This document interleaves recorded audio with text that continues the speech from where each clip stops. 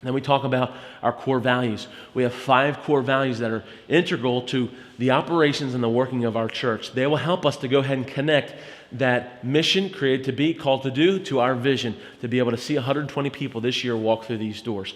What are those core values? First of all is this: it's always right to be genuine. It's always right to be genuine.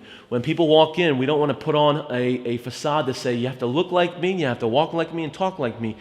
The church is 2 parts. It's a hospital and it's also a college. And for many people, when they walk through the door, we want to go ahead and help them with their broken hearts, their problems, their hang-ups, their mess-ups, and then be able to educate them through Scripture how to have a personal relationship with Jesus Christ, to go forward for Him, to know who God created them to be, and to follow up with what God has called them to do. So being genuine, our first core value is being genuine is always right. Being real is always right. Our second core value is this: that growing people change people. Growing people change people. If you're consistently growing as a person, being self-taught, continuing to grow in your walk with God, continuing to grow in your understanding, just as the Bible talked about Jesus Christ, that He grew in stature and in favor with God and man. We also want to be growing people. And as we grow ourselves and as we change ourselves, we'll be able to impact other people's lives and help them change as well.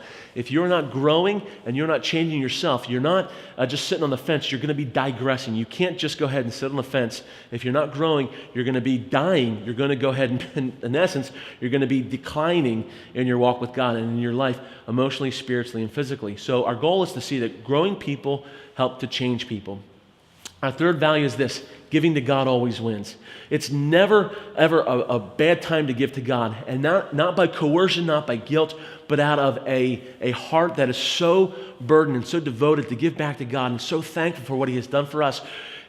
We always win when we give to God. So whether that's of our finances, whether that's of our time or of our abilities, to go ahead and give back to God, we always win. We never go ahead and find ourselves saying, I wish I would have given less, or I wish I would have done less. When we think about Greater Philly, our goal is to be a very generous church, whether it's with finances and helping with missions, or helping in our community, or seeing God raise up a great place for His name. It's going to take finances, and so giving of our finances for the ministry and for community projects and for missions is always going to be a great bottom line for us to go ahead and be able to see the mission of getting people to realize who God created them to be and to accomplish what God has called them to do. Our fourth core value is this: that leading people serve people. If you want to be a leader or a influencer, you're going to have to serve people. Even in our culture today, we understand that there are prime ministers and ministers of defense and ministers of this and ministers of that. Sometimes we think of a minister as somebody who's a pastor or a preacher, but in our political terms, we find a minister as someone who leads, someone who actually really serves. And Jesus Christ says, whoever will be greatest among you, let him be your minister, let him be your servant. So if we're going to be leaders, and that's our goal, is to train up leaders here at Greater Philly, the greatest way we can be leaders is to be servers, to be diligently serving people, whether that's spiritually and helping them to grow spiritually, whether that's emotionally, to go ahead and be a friend to them, and to reach out to them, or to go ahead and to be able to physically serve them and do something for them. Leading people, serve people. Our fifth core value is this: that doing life together is always better. Doing life together is always better. Proverbs 18:1 says this: a man who isolates himself, who pulls himself away from other people, he rages against all wise judgment. That is, somebody who isolates himself and cuts off their relationship, it's not smart. It's not a good idea. Why?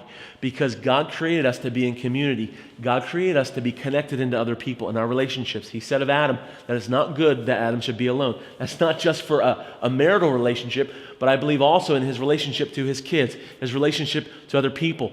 And so for us, God created us to have a relationship with Him vertically and also relationships horizontally. We can't just say that we love God and, as 1 John says, hate our brother. If we're going to love God and go ahead and serve people, we've got to have both the vertical and the horizontal going. Doing life together is always better. We don't want to do this alone.